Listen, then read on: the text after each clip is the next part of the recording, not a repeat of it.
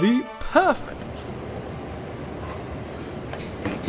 The first time I had this risotto was at Quince at the old restaurant. We actually had just come back from Italy and had risotto at this restaurant called La Calandra. As we were talking about it, this plate of risotto from a chef in California appeared on the table as if on a dare. Then you just didn't hear anything except and this is good. And that was pretty much the end of the conversation until we completely demolished the plate in front of us.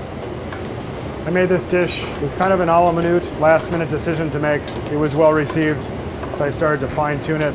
Now I've been making it for about 2.5 years. I'm going to cook this really gently until the onions are tender before I add my rice in. Risotto is really a very simple Italian dish. It's all about rice. This is the Acquarello Carnaroli rice. It's my favorite rice to make risotto with.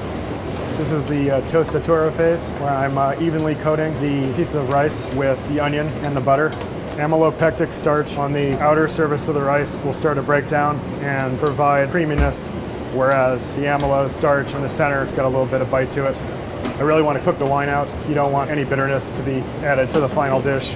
It's just about the balance, getting the ingredients at the right temperature, adding each one at the right time. So it takes a really, really good chef to make it very, very well. I'll use a timer even in the most hectic of circumstances so that I can assure that my rice is cooked uniformly and consistently.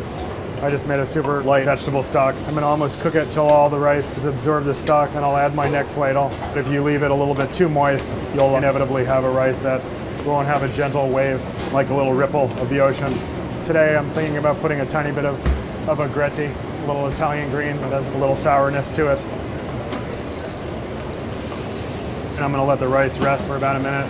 In Italy, there's a tradition of putting different kinds of seafood in the risotto. This one happens to be beautiful sea urchin and passion fruit. So I'm going to make a little compound butter, just a cold cubed butter, lime zest, sea urchin, reduced passion fruit, and a little tiny pinch of hot pepper. I like the sweetness from the passion fruit interacting with the urchin. If I pulled this directly off the heat, added the butter in, it wouldn't have this nice, beautiful, creamy texture. It's a more of a finesse, not a very super masculine risotto. I think risotto is a really difficult restaurant dish. You have to raise it out to the table immediately, and the diner have to start eating immediately because there's such a small window of opportunity when it's really absolutely perfect.